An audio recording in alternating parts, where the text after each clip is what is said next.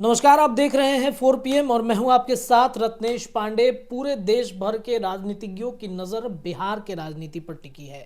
इस वक्त Bihar hot cake बन गया है। राजनीतिक दृष्टिकोण से अगर देखा जाए तो एक से बड़े एक घटनाक्रम ने बिहार और देश भर की राजनीति को हिला कर रख दिया है।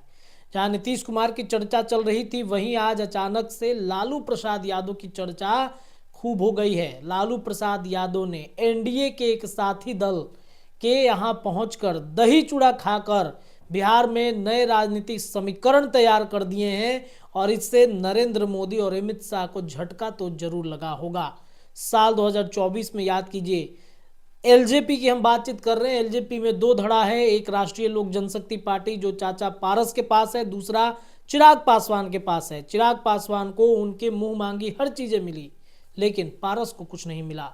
पारस ने ठान लिया कि 2025 में अपनी ताकत दिखा देंगे और आज 15 जनवरी को उन्होंने एक बड़ी ताकत दिखाई है। लालू प्रसाद यादव को बुला लिया है और इससे एनडीए गठबंधन में हलचलें तेज हो गई हैं।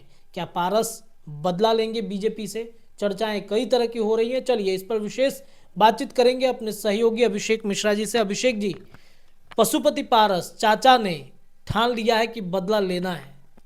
बिल्कुल ठान लिया है कि बदला लेना है। और देखिए, भारतीय जनता पार्टी देखते रह गई और लालू यादव ने बिहार में खेल कर दिया। बिहार का गेम उन्होंने एक तरह से पलट ही दिया है। अब ये दर्शकों पर निर्भर है, अलग अलग दर्शकों की अलग अलग राय हो सकती है कि वो पशुपति पारस को बिहार की सियासत में कितना बड़ा फैक्टर मानते हैं। लेकिन आप न तो ये कह सकते हैं कि वो बहुत बड़े फैक्टर हैं और न ही आप ये कह सकते हैं कि वो बहुत कमज़ोर फैक्टर हैं या फैक्टर ही नहीं हैं। जब तक 2025 का खेल पूरी तरह से न हो जाए और उस खेल का परिणाम पूरी तरह से सामने न आ जाए। लेकिन आज देखिए, लालू यादव ने पशुपति पारस के घर पर, क्योंकि एक परसेप्शन ये था, एक धारणा थी कि जब 2024 के लोकसभा चुनाव में पशुपति पारस को बीजेपी ने सीटें नहीं दी तो वो इंडिया गठबंधन में अपना ठिकाना तलाश रहे थे। लालू यादव से मुलाकात की कोशिश उन्होंने की थी। पशुपति पारस की कोशिश थी कि हाजीपुर सीट पर और कुछ और सीटों पर, या कम से कम हाजीपुर सीट पर बात बन जाए, आरजेडी उनको सपोर्ट करे और वो हाजीपुर सीट लड़ें, भतीजे को चुनाव हरा दे, चिराग पासवान को किसी तरह से चुनाव हरा दे। लेकिन तब लालू यादव ने, तेजस्वी यादव ने उनको भाव नहीं दिया था। मैं कह रहा हूँ चर्चा थी, बिल्कुल ऐसा ही था, मैं ये नहीं कह रहा हूँ। अब बात हुई कि नहीं हुई, ऐसा था या नहीं था, मैं नहीं जानता। लेकिन ये जो परसेप्शन था या जो ऐसी खबर थी, आज लालू यादव ने उसको खारिज किया कि पशुपति पारस को उन्होंने भाव दिया।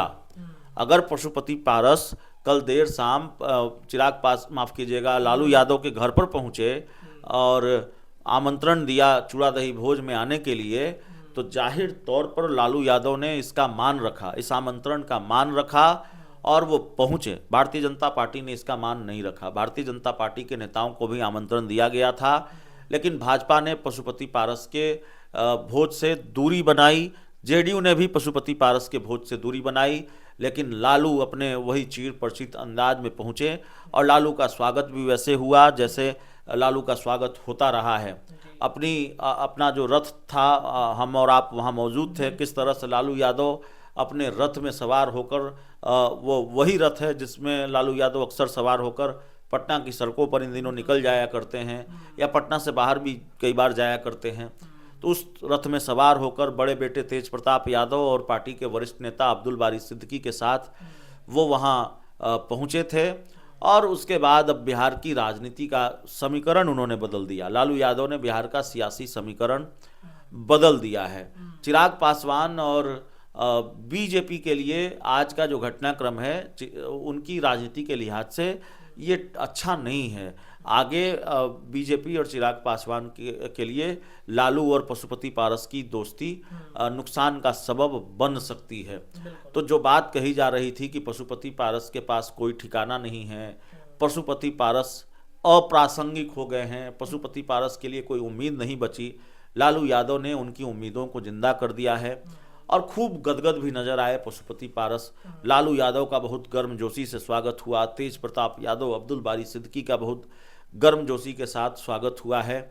और लालू यादव, जाहिर तौर पर लालू यादव ने भी संकेत दिए कि पशुपति पारस के लिए भी दरवाजे बंद नहीं हैं, पशुपति पारस से परहेज नहीं है और पशुपति पारस के लिए दरवाजे खुले हुए हैं। तो अब दोस्ती दोनों तरफ से होती है, तो पशुपति पारस ने दोस्ती का हाथ बढ़ाया, लालू यादव ने उस दोस्ती के हाथ को पकड़ लिया। लालू और पशुपति पारस की दोस्ती हो गई है और अब लालू और पशुपति पारस दोनों साथ मिलकर 2025 का संभवतः बिहार विधानसभा चुनाव लड़ेंगे। अब मैं ये नहीं कह रहा हूँ कि पशुपति पारस को 30, 40, 50 सीटें मिल जाएंगी, पशुपति पारस की इतनी महत्वाकांक्षा भी नहीं होगी, लेकिन वो चाहेंगे कि कम से कम 20-25 सीटों पर बात बने, इतनी डिमांड तो वो करेंगे। उसमें वो कितने पर मानेंगे, 10 पर मानेंगे कि 5 पर मानेंगे कि 2 पर मान जाएंगे कि 1 ही पर मान जाएंगे या 20 पर मानेंगे, 25 पर मानेंगे, वो अभी वक्त है 2025 के विधानसभा चुनाव में। लेकिन अब पशुपति पारस के लिए एक तरह से उनके लिए अब 2025 का खाका तैयार करना आसान होगा। कम से कम उनके सामने जो बड़ी चुनौती थी कि अकेले चलना पड़ेगा, एकला चलो की सियासत करनी पड़ेगी, और बिहार में एकला चलो की सियासत बहुत नुकसानदेह होती है, बहुत फायदा होता नहीं। पप्पू यादव भी बहुत दिन तक अकेले चलकर देख चुके, उनके भतीजे चिराग पासवान भी अकेले चलकर देख चुके, कुछ हासिल हुआ नहीं।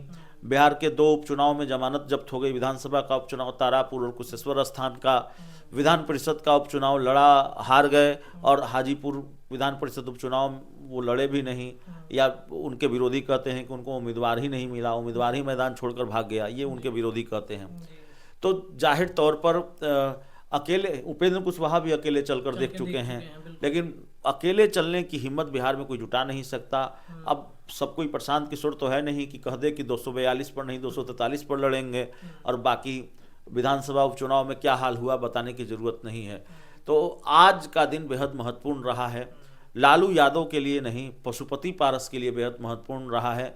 लालू यादव को जो मैसेज देना था वो दे चुके हैं, और जाहिर तौर पर अब पशुपति पारस की आधिकारिक एंट्री इंडिया गठबंधन में कब होती है वो देखने वाली बात होगी। लेकिन लालू यादव ने एक तरह से वो सस्पेंस ही खत्म कर दिया कि पशुपति पारस एनडीए में हैं कि एनडीए में नहीं हैं, कि कब ऐलान करेंगे, एनडीए में रहेंगे कि नहीं रहेंगे। ये जो सवाल पशुपति पारस से पूछा जाता था, इस सवाल को ही जमींदोज कर दिया, इसको बिल्कुल जमीन में गाड़ दिया। अब ये कोई सवाल ही नहीं है ये एनडीए में है या नहीं है। लालू यादव पहुंचे, लालू यादव जिंदाबाद के नारे लगे, और जिस गर्मजोशी के साथ लालू यादव मिले पशुपति पारस से, और फिर अब जो दोस्ती के संकेत मिल रहे हैं, तो अब ये सवाल ही नहीं है कि एनडीए में है या नहीं है। एनडीए में पशुपति पारस नहीं है, एनडीए से नाता तोड़ चुके हैं वो। बीजेपी के नेताओं ने जिस तरह से दूरी बनाई, तो बीजेपी ने भी अपनी तरफ से मैसेज दिया कि भाई हम आपके साथ नहीं हैं। भले ही बीजेपी के कुछ नेता ये कहते रहे कि ना एनडीए में हैं, हमारे अभिन्न सहयोगी हैं, या जो भी बयान है, लेकिन आज पूरी तरह से क्लियर हो गया। हम और आप जब बात करते थे तो ये करते थे कि 15 जनवरी को या चूड़ा दही के दिन या चूड़ा दही के बाद तस्वीर साफ हो जाएगी, बिहार की सियासत की कुछ तस्वीरें। तो आज लालू यादव ने इसको साफ कर दिया कि वो पशुपति पारस एनडीए का हिस्सा नहीं है, और अब इसमें कोई कंफ्यूजन नहीं है, कोई सस्पेंस नहीं है, नहीं है तो नहीं है।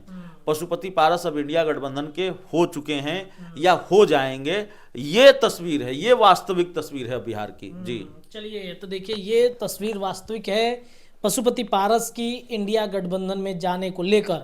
लालू यादव ने स्पष्ट कर दिया, साफ संकेत दे दिए कि पशुपति पारस इंडिया गठबंधन के हिस्सा हैं।